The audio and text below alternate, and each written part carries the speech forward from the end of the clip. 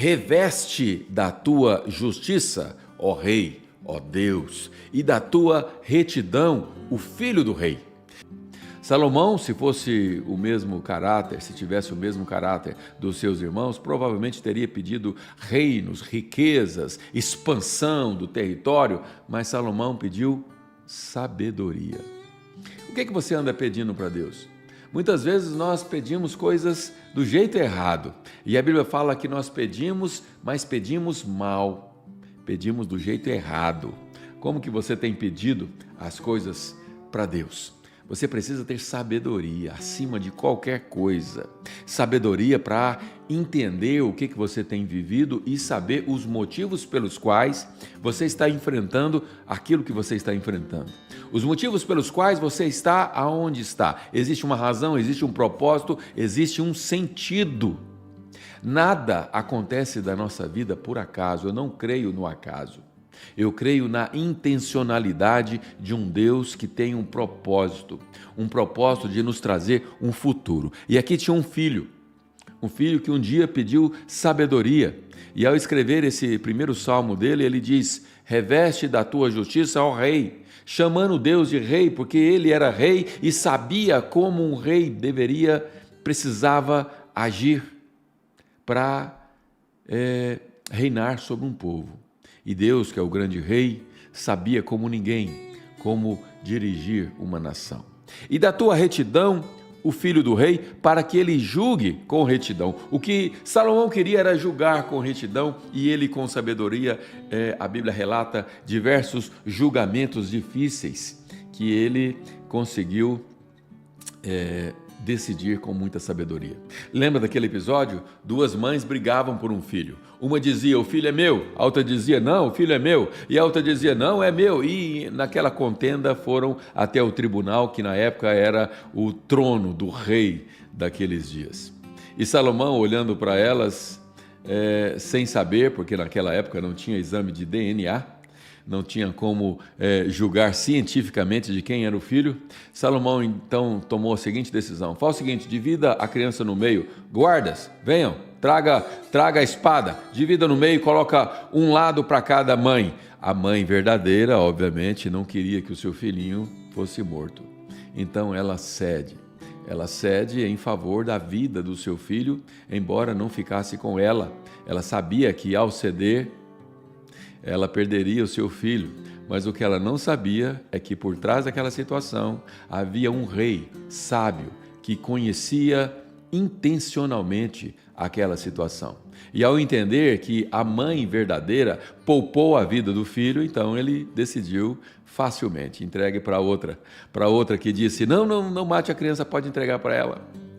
É assim que Deus age conosco, esperando ver em nós as nossas ações para saber o que tem dentro de nós. O que Salomão fez foi apenas um gesto para descobrir o que tinha dentro daquelas mulheres. A que ficou calada, ela não se importava com a vida do bebê. E uma mãe que não se importa com a vida do filho não é uma mãe de verdade. Uma mãe de verdade se importa com o bem-estar dos filhos. Agora, a mãe que não se importa, obviamente, não é uma mãe verdadeira. Vamos prosseguir aqui no versículo 2. Para que ele julgue com retidão e com justiça os teus que sofrem opressão. Já viu pessoas sofrendo opressão? Sem saber, nós muitas vezes causamos isso nas pessoas. Opressão é o que Satanás costuma fazer sobre nós. Opressão é você colocar um peso nas costas de alguém, a pressão de fazer com que aquela pessoa tome uma decisão que ela não pode tomar. Isso é opressão. Um rei, quando coloca opressão sobre o povo, é um rei que coloca um encargo de impostos tão alto que a pessoa pode trabalhar dia e noite, que se ela for pagar aquele imposto, ela vai ficar devendo o imposto e ainda não tem dinheiro para colocar dentro de casa. Isso é uma pressão sem ter o que fazer. Um rei ou um líder que coloca sobre o seu subordinado, coloca sobre o seu povo um peso que eles não podem carregar. Todos nós somos líderes em alguma área, todos nós. Você é líder da sua vida. Você que não tem casamento, não tem família, não tem nada, acha que não é líder de nada, pois é, você é líder da sua própria vida. Você dirige a sua própria vida. Não coloque sobre os seus ombros um peso que você não consegue carregar.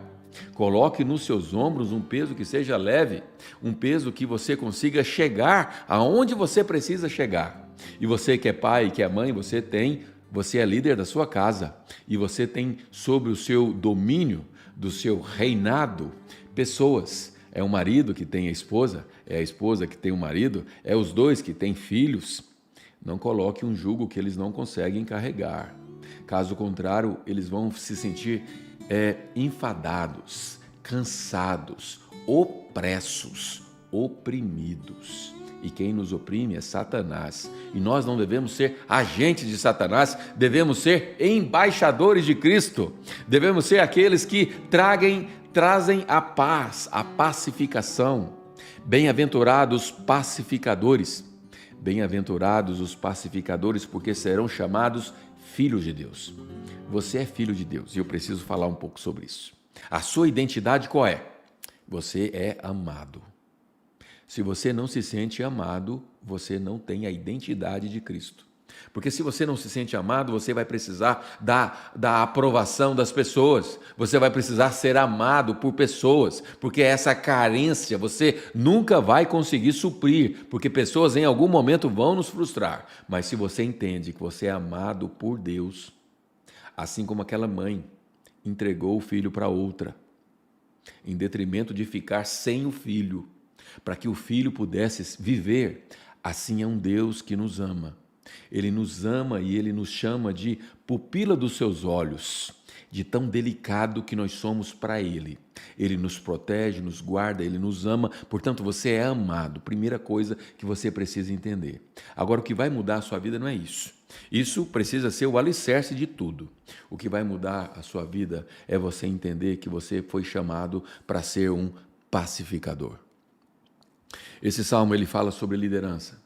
Ele fala sobre os governantes, ele fala sobre reis, ele fala sobre as autoridades e esse salmo ele fala sobre pacificação. Você sabia que pessoas que não perdoam não conhecem a verdadeira paz? E pessoas que não conhecem paz jamais serão pacificadores.